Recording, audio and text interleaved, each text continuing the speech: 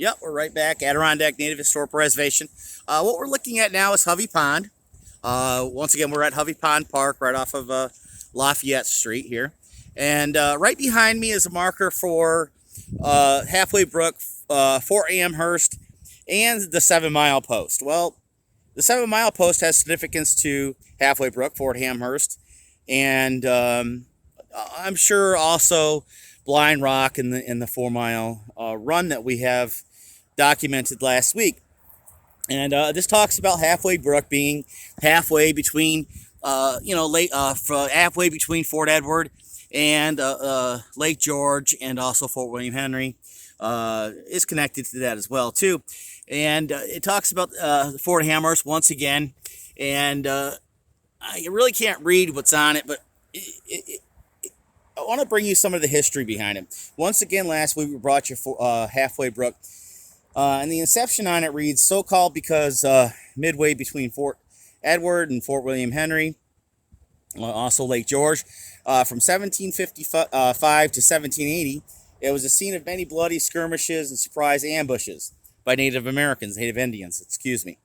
Here, the French and Indian inflicted terrible, horrible massacre upon the English colonists in the summer of 1756, and another one in July of 1758.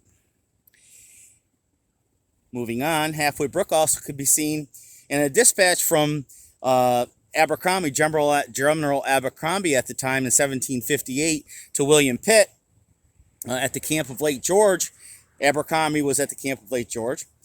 Abercrombie goes on to say, arrived Fort Edward on the 9th, where Lord Howe was encamped with the 42nd, 44th, and the 50th regiments, and four companies of Rangers, and some regulars were posted below the Hudson River, and some of the stores that were located there. On the 17th, Lord Howe marched to the Halfway Brook, where between Fort Edward and the Lake George, with the 42nd, 44th, and 50th Infantries. This Halfway Brook was just a proper post for the first deposit within the 15-mile stretch between Lake George and Fort Edward. After they carried and had made several trips, Lord Howe advanced to Lake George with all three regiments. Going on in the dispatch, it talks about a way station being located at Halfway Brook. For the whole distance, a broad belt of wood and both sides be cut down and burn, decisive for enemy cover. Well, basically, they were cutting trees down, they were cutting woods down, and trying to stop the advance of the enemy, the French at that time, moving either from Lake George to Fort Edward. So we're going to move on here. Excuse me. So out here, what we're looking at out here, I want to bring you over here because this is important too. This is Garrison Road. It actually can be considered a town of Queensbury. It's also considered a town of Glens Falls now. But this is the Garrison Road. I found documentation that it was named after the Garrison Grounds, also known as Fort Amherst. And the New York State Historical Association's work, the proceeding of the New York State Historical Association, 1906, we find further documentation of Fort Amherst, not only historical significance, but significance to Major General Jeffrey Amherst. In the summer of March 1759, Major General Amherst, Jeffrey Amherst, had been selected as the superior commander of all British troops in North America, and had won a decisive victory over the French General Macon. Amherst soon after begun erecting forts along the old military road, which was a prime location to gain the desired advantage over the enemy. Basically, I'm summarizing the content. Between July 1758 and March of 1759, and I found some historical sources, 1760 and through 62 as well, too. Several skirmishes had taken place on or near the Halfway Brook, of which Lieutenant Samuel Thompson and Colonel Joseph Nichol maintained firsthand knowledge of. Firsthand knowledge of.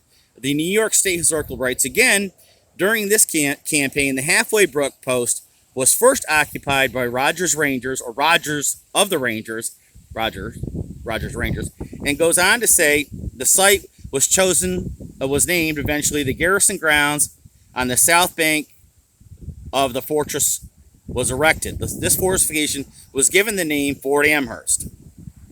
Harold A. Sukarup, Skaarup, discusses Elijah S. Brooks, ESTA Brooks' involvement as when he served as a Massachusetts provincial officer in the French and Indian War, which he kept journals in 1758 and 1760. On a scouting expedition, they marched 8 miles first day, 50, and on the 15th and the 16th day, we marched 2 miles, and it was very heavy traveling. And on the 17th day, we marched about 10 miles to Coles Creek, and other allowances were given. General Loudon ordered the party to return to Fort Edward, and on the 19th day, we marched 17 miles, another 17 miles, and on the 20th, they marched another 14 miles, which brought them to the fort. There we took some allowances, and on the 21st day, we marched to the breastworks between Fort Edward and Halfway Brook, which is about a mile. They lay there all night long, and on the 22nd, we marched to the Halfway Brook. About 800 men were there to keep pickets, or basically to not only assemble some of the fortification, but also to take up nutrition, food, and other needed items. Moving on.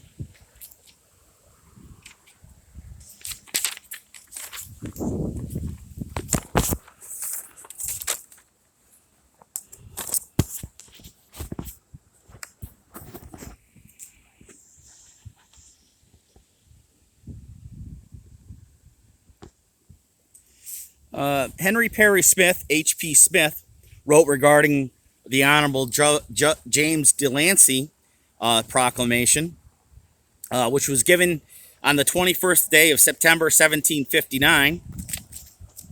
He goes on to write,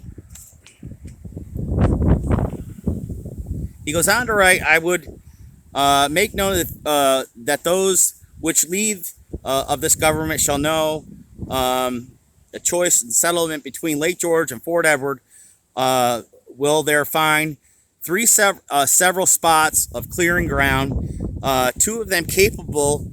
The wind today is horrible.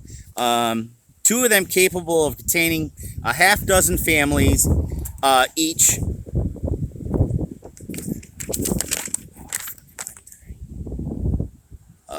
Half dozen families each, and the other less than 12, on which shall left stand for their convenience, for building huts, covering the troops, and a post to begin the following campaign, the coming campaign. Going on to say, the other one was closely related to and associated to Halfway Brook, and the other 3 miles from Lake George. The soil was good and capable of improvement, and all three were well watered. The 3 different locations that Smith was referring to. Moving on, this horrible wind. The Halfway Brook, beginning on the spot, which was Halfway Brook, known as Halfway Brook, and the 7 Mile Post, for a dozen families. So basically, Halfway Brook at that time in 1759 was capable enough for several families.